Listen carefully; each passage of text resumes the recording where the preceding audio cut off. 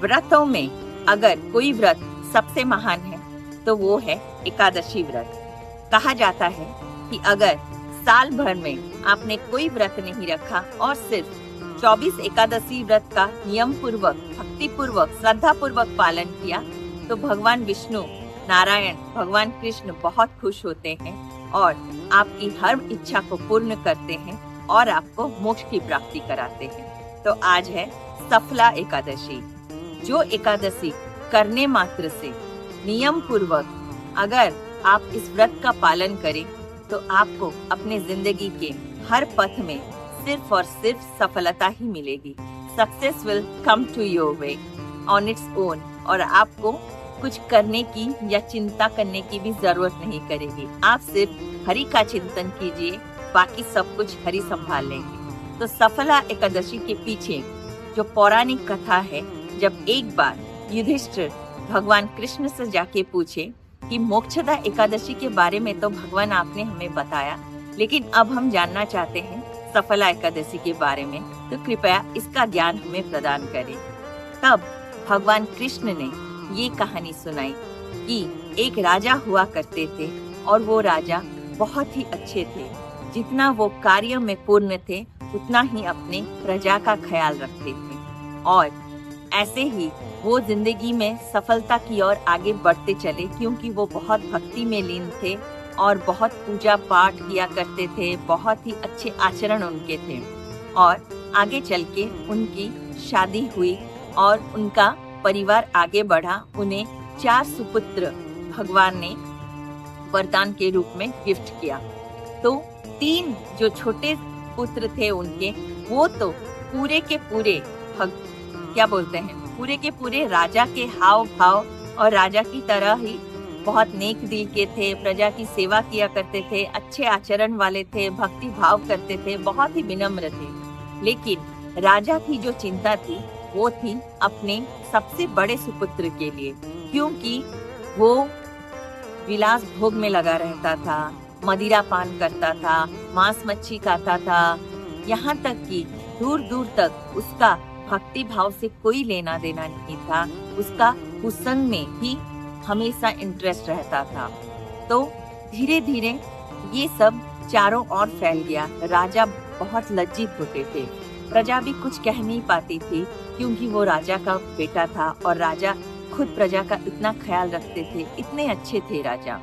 लेकिन एक दिन राजा से और बर्दाश्त नहीं हुआ तो उन्होंने आके अपने बड़े पुत्र को राजमहल से निकाल दिया और बोला कि आज के बाद तुम्हारा राजमहल में कोई जगह नहीं। तो बड़ा बेटा निकल गया, लेकिन वो तो कुसंग में ऑलरेडी था और मांस मदिरा ये सब उसका आदत हो गया था। भोग विलास करना ये सब उसका दिन प्रतिदिन का मैटर था। तो वो धीरे धीरे क्या करता, प्रजा को डराने लगा।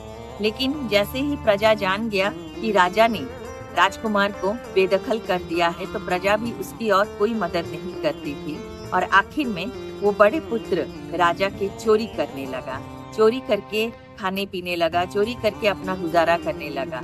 लेकिन एक बार चोरी करते हुए वो पकड़ा गया तो प्रजा ने उसका बहुत बुरा हाल किया, उसको बहुत मारा पीटा, सब कुछ किया। लेकिन जब उनको ज्ञात हुआ कि ये तो राजकुमार है, राजा का बेटा है, तो उन्होंने उसे जाने दिया। उसके कपड़े फट गए थे, खाने के लिए कुछ नहीं था उसके पास और धीरे धीरे जाके वो एक मंदिर के चौखट पे बैठ गया। लेकिन क्या करता, खाने का कुछ भी नहीं था, चोरी करने का उसमें हिम्मत नहीं था, ताकत नहीं था और देखा कि उसके कपड़े भी फट गए हैं और बहुत उस समय शीत पड़ रहा था, यानी कि ठंडा का मतलब मौसम था, विंटर सीजन था। तो वो बेचारा सो भी नहीं पा रहा था। रात भर वो इधर उधर भटकते रहा, शीत से कांपते रहा और जब सुबह हुआ, थोड़ा सूरज का किरण पड़ा, उसके बदन पे गर्मी का महसूस हुआ तो वो थोड़ी देर के लिए झपकी ले लिया। लेकिन भूख से तिलमिला रहा था तो ज्यादा देर सो भी नहीं पाया और जैसे ही उठा तो फल फूल तोड़ के पेड़ से खाने लगा और मतलब भाग्यवश उसको ये रियलाइजेशन हुआ कि मैंने कितनी बड़ी बड़ी गलतियां की हैं और इस फल में जो आनंद की प्राप्ति है, भूख जैसे मिटता है, वो तो मांस मच्छी मदिरा में कभी नहीं मिलता।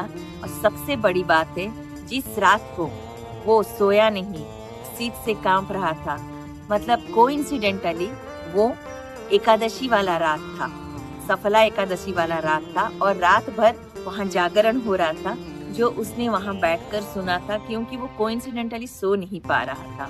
तो देखिए, कोइंसिडेंटली उसने रात भर जागरण किया सफला एकादशी में। वो उस दिन कुछ खाया पिया नहीं, भूखा रहा, और नेक्स्ट डे उसने फल आहार लिया और उसे अपनी गलती का एहसास हुआ। तो भगवान ने उसको सफला एकादशी का फल प्राप्त कराया। वो तुरंत अपने पिताजी के पास गया, क्षमा याचना किया और अपनी गलती का एहसास कराया और भक्ति में अपने आप को पूर्ण समर्पण करके प्रूफ किया। उसके बाद राजा ने अपना पूर्ण भार उस राजकुमार पे सौंप के वो वहां से पूरा वैराग्य भक्ति में लीन हो गया। तो देखा, कोइंसिडेंटली जब किसी ने सफला एकादशी किया तो उसे इतना पुण्य मिला।